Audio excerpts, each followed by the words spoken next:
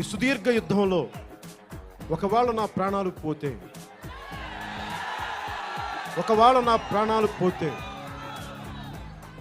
దేశం నలుమూలల నా పిడికిడి మట్టని చల్లండి. ఎందుకు చల్లుతారు తెలుసా?